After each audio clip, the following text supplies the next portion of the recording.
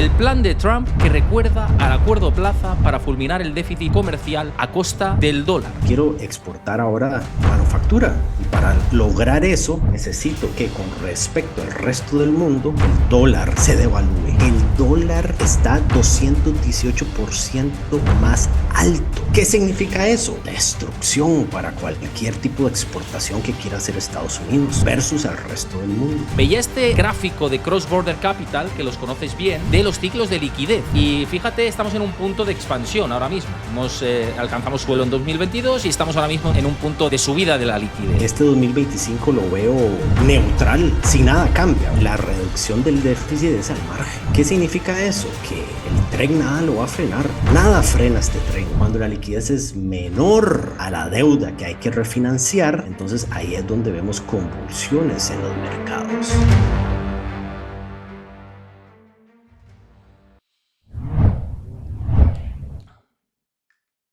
Bueno, y por aquí con todos nosotros y un placer recibir a Daniel Baeza, que es experto monetario, que controla muy bien el mundo de los mercados, de la economía, de los bancos centrales y toca hablar mucho de diferentes puntos que ahora mismo están candentes. Así que un placer que vengas de nuevo por aquí por el canal, que ya sabes que eres bien recibido y siempre pues me encanta charlar contigo porque aprendo mucho y encima encontramos puntos diferentes y yo encantado. Un gusto, Héctor. Muchas gracias de nuevo por la invitación. Simplemente recordar a todos, también los que estéis viendo desde YouTube, si os gusta la charla que vamos a tener a continuación y todos los puntos que vamos a tratar, la manera de apoyarlo es que dejéis vuestro like, tardáis nada en hacerlo, que dejéis abajo vuestro comentario y que os suscribáis al canal si no lo conocíais o si lo conocíais y no estabais suscritos. Soy muy pesado con esto, pero es verdad que recordarlo pues para que aquellos que se quieran sumar a la familia que lo hagan y aquellos que quieran apoyar el canal, que ahora mismo es muy necesario para mí, pues que lo hagáis también desde vuestra casa, que tardáis muy poco en hacerlo. Bueno, simplemente por poner en contexto situación de la economía y los mercados, ahora iremos a cómo ves el sistema y posibles situaciones que puedan aparecer en 2025 y más a futuro, ¿no? Sobre todo después de lo que hemos hablado. Encontramos un contexto en el que, bueno, pues ahora tocaba un poco corregir en mercados y, bueno, con puntos muy diferentes desde el punto de vista de la evolución económica de Estados Unidos con la nueva administración de Donald Trump y sus diferentes intenciones, ¿no?, que pueden tener de cara a este futuro próximo. No sé cómo estás percibiendo todos estos últimos acontecimientos. Luego te pondré gráficos porque hay uno que me parece muy llamativo de que Estados Unidos está, o más bien Suiza está exportando a niveles récord oro físico a Estados Unidos. No sé si esto es una maniobra monetaria de Estados Unidos para tener más margen o para tener más dominancia, o es una anécdota. No sé cómo ves tú todos estos últimos acontecimientos. Es un tema bastante caliente, ¿verdad? El tema del oro hoy en día y del oro físico. A mí lo que me parece es que, dado que la administración de Trump está poniendo aranceles, yo creo que el mercado se está adelantando a posibles aranceles y están repatriando oro. Entonces, esa es una teoría interesante que hay. No ha habido ningún tipo de arancel en el oro ni nada parecido todavía, pero podría ser el mercado adelantándose. Otra es la supuesta auditoría que Dodge y Trump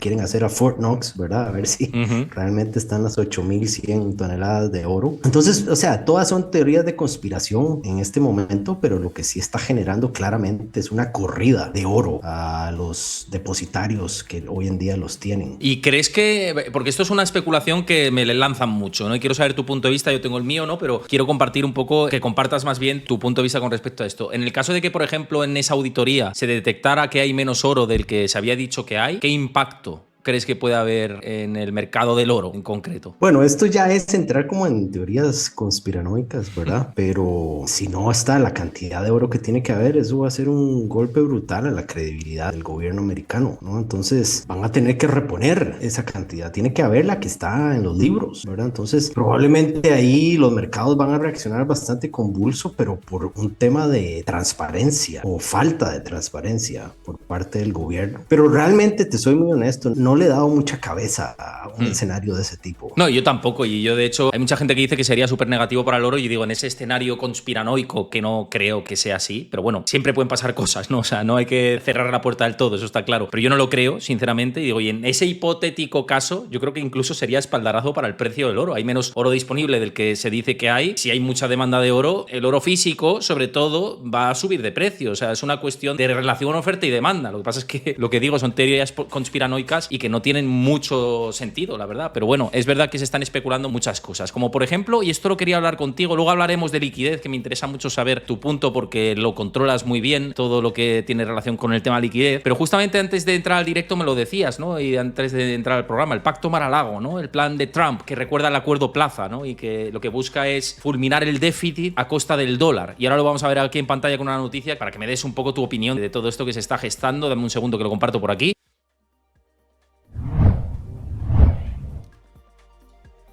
Esto es a lo que hacía referencia, ¿no? Y que se hace eco el economista. Dice, el Pacto Mar-a-Lago, el plan de Trump que recuerda al Acuerdo Plaza para fulminar el déficit comercial a costa del dólar. Lo veis aquí. ¿En qué consiste este plan y qué quiere decir que sea a costa del dólar fulminar el déficit fiscal? ¿Quiere decir que van a devaluar de manera importante el dólar según este plan para hacer que ese déficit caiga? ¿O cuál es la hoja de ruta que puede tener Scott Bessent y Donald Trump? Sí, muy interesante este tema. Y si te pones a pensar, han habido dos acuerdos anteriores y todos tienen títulos de los sitios donde se negociaron, ¿verdad? Entonces está el acuerdo Plaza, está el acuerdo Bretton Woods y este sería el Mar-a-Lago. Pero básicamente lo que aquí quiere hacer Bessent y Trump es, desde la Segunda Guerra Mundial, el mundo entero ha pagado por seguridad o por protección por parte de Estados Unidos, ¿no? Pero pagado entre comillas.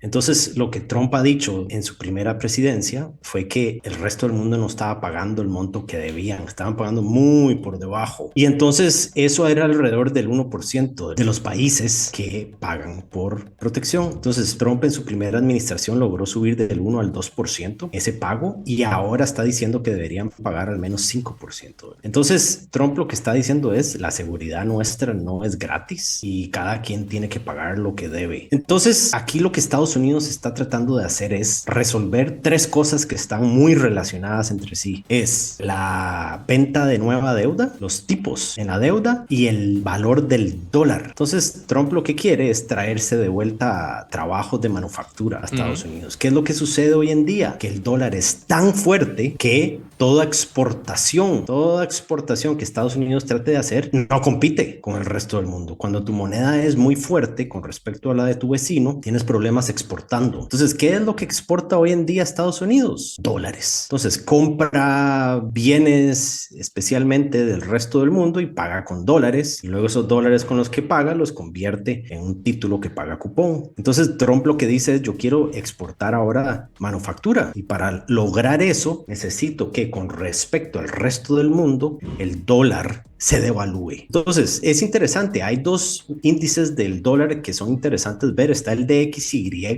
que lo que mide es el dólar contra 6 otras monedas, pero ahí el 50 y pico % es con respecto al euro. Pero luego está el dólar, que es el dólar medido como el promedio ponderado por comercio. Estas son 26 monedas que se comparan contra el dólar y de acuerdo a cuánto comercie cada país con el dólar, pues se le da un peso a su moneda. Y aquí lo que vemos es que si te vas atrás 40 años, el dólar está 218% más alto. Sí. ¿Qué significa eso? Destrucción para cualquier tipo de exportación que quiera hacer Estados Unidos versus al resto del mundo. Entonces, lo que Trump está tratando de hacer es lograr varias cosas. Número uno, devaluar el dólar con respecto a otros países para poder tener margen para exportar. Número dos, que los países para recibir defensa tengan que comprar más deuda de Estados Unidos. Y ahí resolves el tema de que tenés que emitir más deuda y hay más, entre comillas, más compradores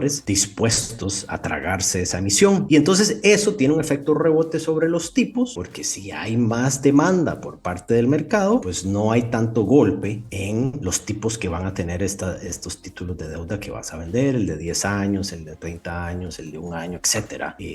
Hay más compradores dispuestos. Y lo que quiere Trump es que el resto del mundo deje de comprar deuda de corto plazo de Estados Unidos y extender el vencimiento de la deuda. Entonces, idealmente bonos de 100 años. Eso ponía esta información, digo, ojo, bonos de 100 años. Es que estamos hablando de 100 años. Deuda perpetua casi, o sea, es una locura. Es increíble eso. Y de ahí es donde viene el otro lado de la moneda, que es en la pizarra suena excelente este plan, pero en la realidad está el resto del mundo dispuesto a cambiar su deuda de Estados Unidos, sus activos que tienen de corto plazo por uno de 100 años y asumir ese riesgo de duración. No lo tengo tan claro eso, ¿verdad? Entonces, estas son todavía etapas iniciales, pero más o menos eso resume el plan Mar-a-Lago. ¿Qué implicaciones has detallado algunas que pueden ser lo que dices tú, que puede ser un tormento auténtico a futuro, esta situación, sobre todo para el resto de países, pero qué implicaciones negativas en el corto plazo tendría para la economía global el hecho de que se implemente este plan? Yo creo que el comercio es un juego de suma cero, ¿verdad? Entonces, ¿qué pasa? Que cuando hay las famosas batallas de divisas en donde cada país quiere luchar por tener la divisa más débil para poder exportar más y por lo tanto crecer más económicamente, al final de cuentas, Héctor, si vos vendes 5 y yo vendo 3, el comercio es por 8, ¿ven? Entonces, si de repente vos dejas de vender 5 y solo vendes 1, yo voy a vender 7. Entonces, es un juego, podría ser un juego de suma cero, asumiendo, ¿verdad?, que no hay cambios tecnológicos que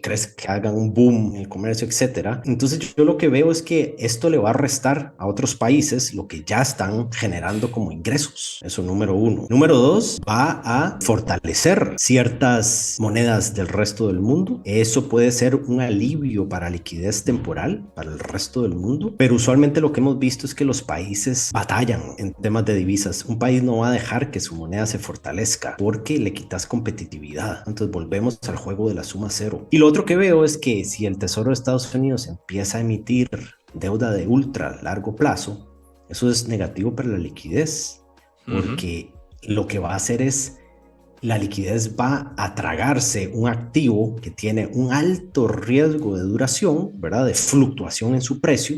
Un bono de un año tiene menos riesgo de duración que un bono de 10 años, ¿verdad? Eso es lo que es el riesgo de duración. Y entonces eso hace que la liquidez se estreche cuando hay activos de tan largo plazo que el sector privado tiene que absorber.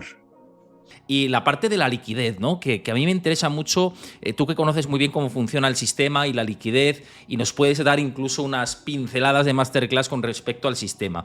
Veía este gráfico de Cross Border Capital, que los conoces bien, de los ciclos de liquidez. Y fíjate, estamos en un punto de expansión ahora mismo. Alcanzamos suelo en 2022 y estamos ahora mismo en un punto de subida de la liquidez. Los ciclos habituales de la liquidez nos estarían diciendo que a finales del 2025 o principios del 2026 podría haber reversión y esto podría expandirse más este año para después volver otra vez a la senda de drenaje de liquidez. No sé cómo estás viendo el ciclo actual, si te cuadra que puede ser así y que nos queda un año todavía que pudiera ser positivo en gran parte del ejercicio, pero que de cara a 2025, finales 2026, hay que prepararse para otro contexto. Sí, buena pregunta. Y bueno, me pones un gráfico de mi mentor ideológico. Entonces, como yo veo la liquidez este año, es que no va a ser lo que vimos en el 2023 y el 2024, que fue un auge absoluto. Este 2025 lo veo a lo mejor neutral, si nada cambia, ¿verdad? Asumiendo que nada cambia. Si las cosas se dan como tienen que darse este año, sin cambios abruptos del gobierno, ni del Tesoro, ni de la Reserva Federal, etcétera, va a ser un año neutro, no negativo para liquidez, pero neutro. No los años dos anteriores fueron años de un boom de liquidez, ¿no? Entonces, tal vez déjame también agregar esta parte de información que es, ante este escenario, ¿qué es lo que Bessent ha hecho? Criticó fuertemente a Yellen de que ha emitido títulos de muy corto plazo, o sea, letras, pero cuando le tocó su momento de danzar, una cosa es verla venir y otra es tener que danzarla, ¿no? Entonces, lo que dijo fue, no me voy a desviar de lo que Yellen está haciendo. No voy a emitir más de lo que debería de letras, pero voy a seguir el camino que ella forjó, ¿no? Entonces, pareciera que el Tesoro va a seguir como lo ha venido haciendo, porque el riesgo ahí era que emitiera mucho más larga duración, ¿verdad? Cuando hay más... La ventaja de emitir letras es que los bancos comerciales las compran y monetizan la deuda. De la misma manera que crean liquidez cuando dan un préstamo a vos o a mí, crean liquidez con reservas frescas de la Reserva Federal, compran esos títulos y entonces no hay un crowding out de la liquidez versus a 10 años plazo. Ahí es más difícil porque un banco comercial no va a comprar a ese plazo, ¿no? Entonces, dicho eso, vienen algunas medicinas para tratar de solucionar el tema de liquidez este año y es la excepción del SLR, el ratio de SLR de los bancos comerciales. Los bancos comerciales hoy en día son castigados por la cantidad de activos que tienen, ¿verdad? En cuanto al capital que tienen que asignarle. Y uno de los activos que es castigable, entre comillas, son los bonos del tesoro. Si quitas los bonos del tesoro de los activos que castigan a los bancos, les estás diciendo, anda a comprar, ¿verdad? Entonces, eso es lo que sucedería. Eso se está hablando y no me extrañaría que se diera este año. ¿Qué otra cosa se está hablando? Finiquitar el QT. Ujú. Entonces, que la Reserva Federal deje de reducir su balance. Y yo creo que esa es una manera neutra, porque has visto que Trump dice que deberían bajar los tipos. La Reserva Federal no los ha bajado. Yo creo que un acuerdo podría ser eliminar el QT, aunque no hayas bajado los tipos en la parte corta de la curva. Y eso en el balance puede ser positivo para la liquidez, ¿no? Entonces, también vemos los programas de recompras del tesoro de sus propios bonos. Eso también ayuda a fortalecer la liquidez. Entonces, todo esto para decirte que, dado que es un año neutral de liquidez, hay que encontrar maneras creativas de incentivar, ¿verdad? El crecimiento de la liquidez. Y es muy interesante, Héctor, ahora que estabas hablando de acciones y tal, y para los que están escuchando, yo este año no veo mucha diferencia del año pasado en cuanto a, vos has visto que dijimos que Yellen emitió letras de corto plazo, no tocó la parte larga de la curva. Eso artificialmente hizo que los rendimientos de la parte larga de la curva estén por debajo de lo que deberían estar. Cuando eso sucede, lo que estás haciendo es que en la parte corta de la curva está cara. Las empresas que se financian en la parte corta de la curva tienden a ser, por ejemplo, los del Russell, índice Russell. Ujú. Mientras que las empresas que se financian en la parte larga de la curva tienden a ser los Big Tech, las grandes tecnológicas. Entonces, no es de sorprenderse que haya habido tanta divergencia en rendimiento de los Big Tech versus las empresas de value, digámosle así, del Russell. Y yo no veo este año eso cambiando mucho, ¿no? Entonces, yo pensaría que esta es una montaña de preocupación que el mercado está tratando de escalar, va a escalarla y luego vamos a seguir con esto que te estoy diciendo de que el mercado se va a dar cuenta que a lo mejor el año va a ser neutral en cuanto a liquidez. ¿Y estas medidas que dices, las ves más como un parche de este año que como algo estructural, pensando en los ciclos de liquidez que comentamos? Es decir, es algo para sortear un poco este año y que sea neutra, pero no para que sea un cambio muy, muy fuerte estructuralmente como por lo que decías de la creatividad, ¿no? Del lado de la liquidez, sacar liquidez creativa, ¿no? O algo así.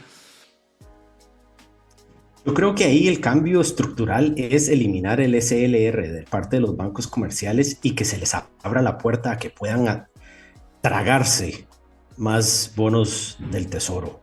Entonces, yo creo que veces necesita que la parte larga de la curva baje entre 5 y 25 puntos base para darle un alivio al mercado. Yo creo que, y de hecho lo ha hablado, que quiere tipos más bajos en la parte larga de la curva. Y esta excepción a este limitante que hoy en día tienen los bancos comerciales es fabuloso para poder hacer eso, ¿no? Otro que ha dicho es, queremos reducir el precio del petróleo y tal, pero eso sí que no me convence para nada y no lo veo nada realista, porque dice, queremos reducir el precio del petróleo, pero queremos drill, baby drill, ¿verdad? Queremos que las petroleras estadounidenses generen más crudo, pero ¿cómo lo vas a hacer si a la vez estás tratando de que baje el precio, ¿no? Entonces, eso lo veo bastante difícil, pero el tema de los bancos comerciales yo creo que es lo que puede mover la aguja. Y un punto muy interesante, fíjate con todo esto, porque creo que lo hemos comentado en otras ocasiones, Pero estamos en un dilema importante en Estados Unidos, porque por un lado dices, oye, voy a fomentar el crecimiento, voy a meter liquidez, o va a ser un año neutro de liquidez, pero por otro, queremos atacar el déficit, ¿no? Y queremos hacer que se drenen todos esos excesos públicos que tenía dentro del sistema. ¿Cómo cuadra esto para ti sin que, primero, o se desarrolle más inflación o no nos lleve a una desaceleración de la economía que quién sabe si termina en recesión? O sea, ¿cómo cuadra todo este puzzle para que lleguemos a ese punto? Y sí, cuadra cuando te das cuenta que la reducción del déficit es al margen, ¿no? Entonces, ¿qué significa eso? Que el tren nada lo va a frenar. Nada frena este tren, como dice Lynn Alden.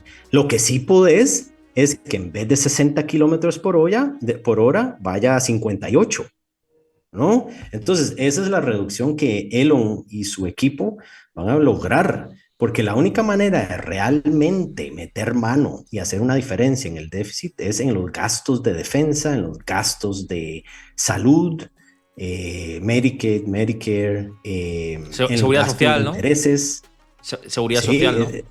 seguridad social. Mm. Y créeme que ningún político va a meter mano en esas áreas porque nunca más vuelve a ganar su partido las elecciones, ¿no? Entonces, yo sí veo que sí, hay margen para quitarle grasa al gobierno, pero grasa al margen, no en su núcleo de creación de dinero.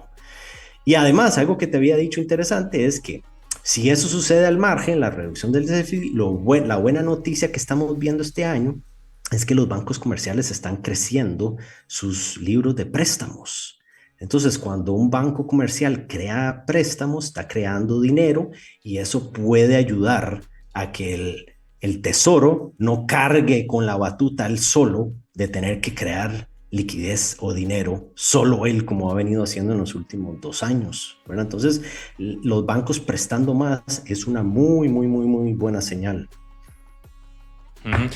Mira, te quería poner un hilo que compartiste recientemente en tu cuenta de X, que así lo promocionamos y que me parecía muy interesante, ¿no? Que hablabas de que los mercados operan en ciclos alcistas y bajistas impulsados principalmente por la relación liquidez-deuda y que ahora mismo la liquidez desde mínimos del 2020 estaba tendiendo al alza, ¿no? Y que se estaba llegando a un punto de expansión.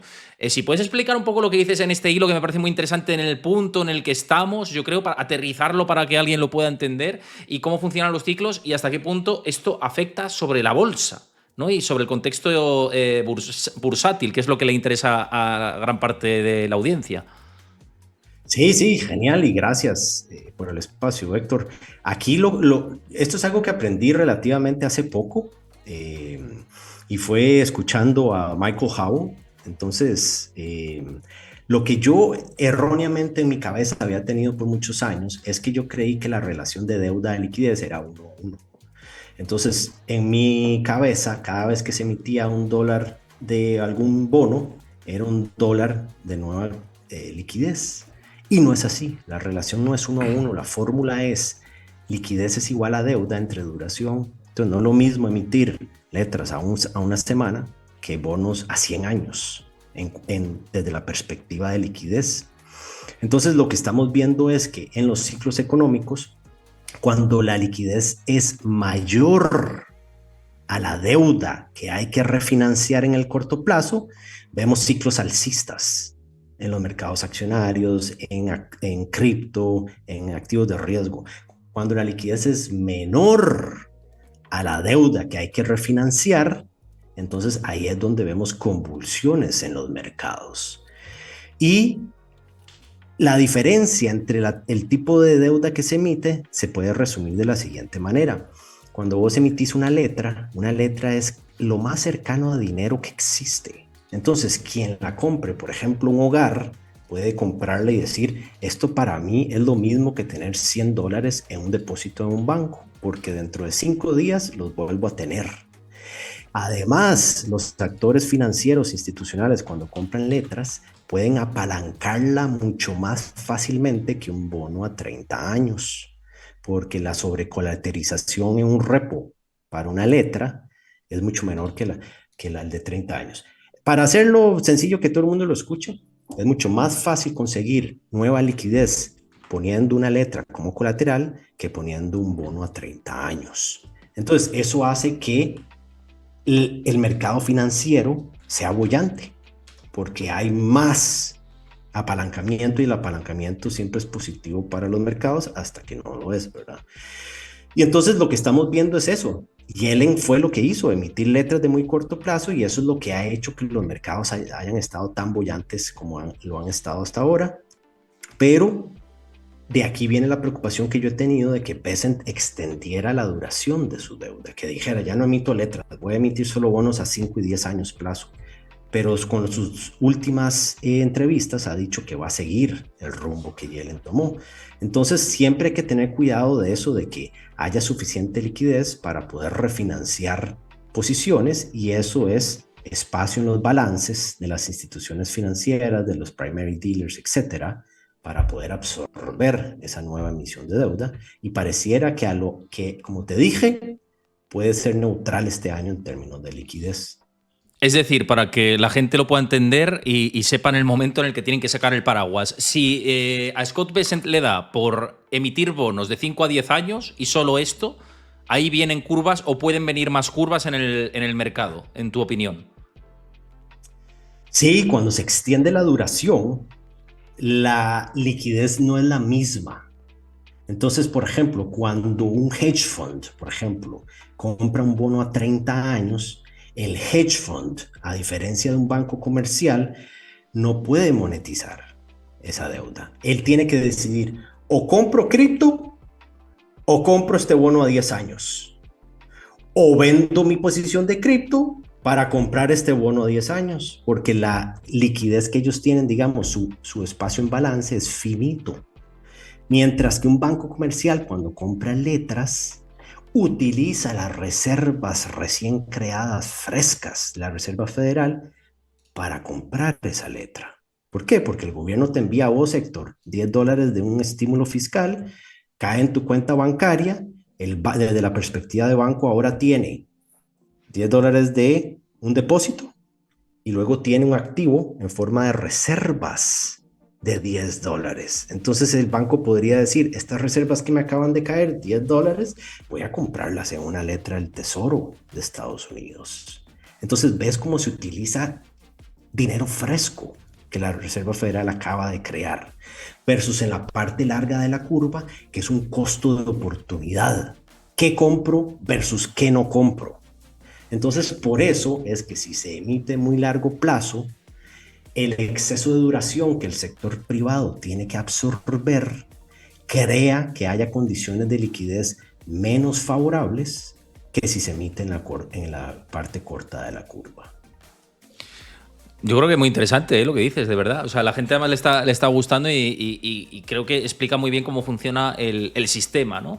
Y hablando porque hemos hablado de Scott Bessent, de la Reserva Federal en general, ¿no? Te quería preguntar un poco situación, cómo ves el contexto este año de política monetaria, porque ya se ha visto que han paralizado la bajada de los tipos de interés. Donald Trump y su equipo tienen intención de que sigan las bajadas de tipos, lo han expresado muchas veces, incluso antes de ser elegido presidente decía que se quería cargar a Powell, cosa que la verdad que no va a poder hacer. O sea, esto hay que decirlo, ¿no? Hasta que no termine su mandato, que termina pronto, también hay que decirlo. Pero claro, este año va a ser interesante, ¿no? Porque Powell va a seguir un poco con su línea, él dice que no le van a mover nadie de su política monetaria, pero luego tienen que elegir a la postre un nuevo presidente de la Fed que veremos si es más propenso a aceptar las llamadas de Trump y a ser no independiente y a tener un papel más dovish o más hawkish, veremos, pero entiendo que más dovish teniendo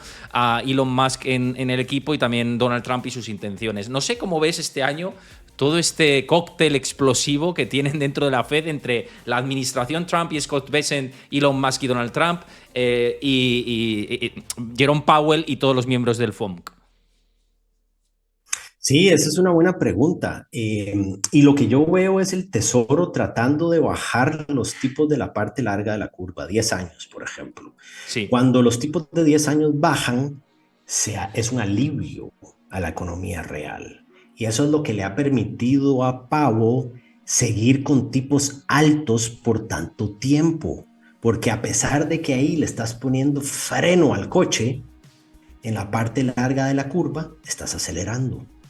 Y eso es lo que en el neto ha permitido que la Reserva Federal sea tan hawkish como lo ha hecho hasta ahora. Yo lo que veo es a Bessent diciéndole a la Reserva Federal, a ver, yo quiero emitir un poco más de larga duración en mis bonos, quiero extender la duración de mi deuda, pero no lo puedo hacer si estás frenando el coche. Entonces, ayúdame, eliminemos el QT. Y además, podría ser, pero no habría tanta necesidad de bajar la parte corta de la curva. El problema que Powell recibe cuando escucha eso es que ve la inflación y dice, ¡buah! Todavía está por encima del 2%, está en 3, digamos, más o menos, en 3%, todavía está por encima de lo que debería estar. Entonces, no puede simplemente sacar la bandera blanca y decir, bueno, ganó la inflación, voy a bajar los tipos a cero. Eso no va a suceder, ¿no? Entonces, él tiene ese dilema en su cabeza de el Tesoro pidiéndole cosas o actuando de cierta manera y la Reserva Federal tratando de ser un contrapeso a lo que está haciendo el equipo de Trump. Oye, te quería preguntar, porque ha habido mucho debate en mi canal con un último vídeo que hice con Diego Puertas sobre una propuesta que ha hecho Elon Musk, que no sé si te has enterado, que me imagino que sí, que propone dar $5.000 a 78 millones de estadounidenses en concepto de lo que se ahorre el departamento Doge para devolvérselo al ciudadano y, bueno, pues así como devolverle el dinero que le corresponde. Y en mi canal hay mucha gente que dice que esto no es inflacionario, porque es dinero que ya está dentro del sistema y que no repercute sobre los precios. Y yo digo que si es dinero destinado al consumo, que los bienes a lo mejor no tienen por qué calentarse, pero los servicios sí, porque es dinero destinado al consumo, aunque estaba aunque estuviera dentro del sistema, pero estaba en una parte improductiva del sistema que va a la parte productiva y destinada a consumir. No sé cómo ves esto, si crees que sería depresión para los precios o si al no generarse más masa monetaria no tiene por qué generar inflación, porque es un debate que, oye, digo, tú que te gusta mucho el sistema monetario y lo conoces bien, quiero conocer un poco tu punto de vista. Sí, entonces lo que sucede en el gobierno es que cada vez que el gobierno, digamos, deja de gastar o cobra impuestos, destruye dinero, destruye liquidez, ¿verdad? Todo lo que entre en la TGA, que es la cuenta que el Tesoro tiene en la Reserva Federal, es dinero esterilizado que en ese momento no puede circular por la economía real.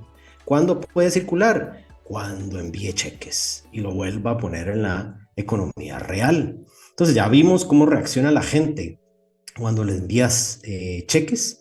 Los hogares con menos ingresos los van a usar para consumir. Los hogares con mayores ingresos los van a usar para invertir, ¿verdad? Entonces ahí es buena pregunta, porque por un lado está restringiendo el gasto del gobierno, que eso por sí solo es menos creación de dinero y por lo tanto puede ser deflacionario o desinflacionario, ¿no? Pero por otro lado, cuando lo envías de nuevo a la gente, estás volviendo a poner ese dinero en circulación y la gente los podría utilizar para consumir. Entonces es un dilema genial un debate genial, Héctor. Yo creo en el neto, yo creo que es más bien positivo para la economía real. Fíjate, es que claro, es un dilema muy, muy interesante y esto que dices, y bueno, que es que hay un debate muy, muy amplio con respecto a todo esto y yo entiendo los dos argumentos, pero yo digo, ¿y si ese dinero se destinara, por ejemplo, a bajar impuestos directamente o a quitar, yo qué sé, impuesto de lo que sea? Pues a lo mejor eso sí que es un impacto deflacionario claramente, ¿no? Como bien dices, pero cuando va destinado a los buzones de la gente, sobre todo en los tramos más bajos de ingresos, y es lo que dices, gente que ya está además hasta arriba de tarjeta de crédito y que está tirando y impagando en muchos casos tarjeta de crédito, va a consumir. Y consumir ya sabemos lo que quiere decir. Si la oferta se mantiene inelástica y hay más consumo, los precios van a presionarse al alza, en especial de los servicios. Entonces, es un debate que yo creo que no es fácilmente de resolución rápida, digamos, pero que yo creo que no es la mejor no sería la mejor estrategia esa. O sea, yo creo que hay unas maneras de revertir en la gente sin necesidad de que se pueda presionar la inflación cuando tienes una inflación en el 3%, como bien decías. Sí, sí, el efecto de enviar cheques, por ejemplo, versus a reducir impuestos es muy parecido. Claro, depende de qué sector le estás bajando los impuestos, ¿verdad? Pero el efecto es que si yo tengo que pagar $10 de impuestos mañana y de repente el gobierno me dice solo tenés que pagar 3 en vez de los 10, pues tengo $7 que yo podría hacer con ellos como quiera, ¿no? Podría consumir o tal, que es lo mismo recibir un cheque por $7. Tengo que decidir en qué lo tengo que hacer, pero ahí volvemos al tema de depende a quién le caiga ese cheque, ¿no? Entonces, por ejemplo, Claro. si le llega a Buffett no va a ir a cenar con eso, ¿verdad? ¿Para qué? Mientras que si le llega a un hogar de bajos ingresos, ahí está estadísticamente comprobado de que sí lo utilizan para consumir, ¿verdad? Para comprar arroz para sus familias, para comprar leche para sus bebés, etcétera. Entonces, son realidades muy distintas, ¿no? Claro, el tema es que, y yo, bueno, no sé si te lo puedo poner ahora en pantalla porque lo publiqué este fin de semana, si me da tiempo a buscarlo te lo pongo, pero es una estadística, no me acuerdo quién hacía este informe y sacaba yo el gráfico, y es cómo se había disparado el porcentaje del 0,00001% de los más ricos de Estados Unidos y cómo había engrosado su capital por ese acceso a activo financiero. Entonces, digamos que cada vez ese rango de ricos es más estrecho, pero tiene más capital, y el rango de clase baja, media baja y media que la están destruyendo es cada vez más amplio. Por consiguiente, de los más de 350 millones de habitantes que tiene Estados Unidos, hay cada vez más gente que vive en la parte más baja de la pirámide. Con lo cual, de esos 79 millones, por componente estadístico, entiendo que iría más porcentaje, esos $5.000, a esa parte más baja de la pirámide. Con lo cual, obviamente, tendría más impacto en la inflación. Pero claro, esto son hipótesis. Luego no sabemos cómo. A lo mejor esa gente coge y lo mete en una cuenta remunerada y entonces ya no tiene el impacto. No sé, la verdad que es curioso, ¿no? Cuanto menos. Y interesante que dijiste eso, Héctor. Vos sabés que todo activo tiene una contrapartida que es un pasivo, ¿verdad? Entonces, lo que siempre he dicho con lo que acabas de decir yo siempre he dicho que la parte baja de los hogares que menos ingresos generan son dueños de los pasivos que financian los activos de los hogares más ricos. Así funciona. Es Entonces, increíble. los activos de los hogares más ricos, ¿qué son? Deuda que tiene la gente más pobre. Entonces, eso es lo que les genera retornos en sus capitales. Entonces, las personas más pobres son dueños de los pasivos, las personas más ricas son dueños de los activos. Y si los más pobres impagan masivamente todas sus deudas, el de arriba tiene problemas. O sea, es que esto es así. Es una cascada. Por eso es que yo una vez conversé con vos de que el gran reset, el gran reseteo, no es realista. Porque el gran reseteo significa que el pasivo deja de existir. ¿Y qué pasó con el activo de quien tenía esa inversión? También deja de existir. Entonces es un golpe doble de lo fuerte que es. No, sería un colapso mundial, eso. O sea, un reset es un colapso mundial, pero no solo financiero. O sea, es que estaríamos hablando de un escenario bélico directamente entre países, porque esto sería, vamos, sería la mayor catástrofe conocida. Entonces, no sé si quieren que vayamos a la mayor catástrofe conocida. Yo lo dudo mucho, la verdad. O sea, no lo creo. Llegaríamos a acciones intermedias, por así decirlo, antes de que explotara la bomba total, ¿no? Por eso sería una bomba atómica brutal, ¿no? Pero bueno. En fin, bueno, me quedarían muchos temas de los que hablar, pero te voy a invitar pronto al canal también para hablar de más cosas, y como hoy tengo un poquito de más prisa, cortaremos antes. Espero que te lo hayas pasado bien, que ya sabes que me encanta conversar contigo, y al resto de la gente espero que también. Un gusto tenerte, Daniel, y insisto, seguirle en sus redes sociales, sobre todo en X, que publica unos hilos muy interesantes, y que, bueno, pues eso, que un lujo contar contigo por aquí. Gracias, Héctor, y gracias a los que nos escucharon. Siempre es un placer hablar de esos temas con vos. Muchísimas gracias, Daniel. Y lo dicho, si os ha gustado, dejad ahí vuestro like en YouTube, dejad abajo vuestro comentario, cualquier duda, cuestión, pregunta, lo que sea, o cosas que estéis de acuerdo o en desacuerdo, siempre desde la educación, por favor, lo dejáis ahí abajo y suscribíos al canal si no lo conocíais. Y nos vemos mañana a las 5 de la tarde hora española, que estaré con Juan Ramón Rayo. Hay muchas cosas de las que hablar con él también, así que no os lo perdáis. Un abrazo a todos y nos vemos mañana. Chao, hasta mañana.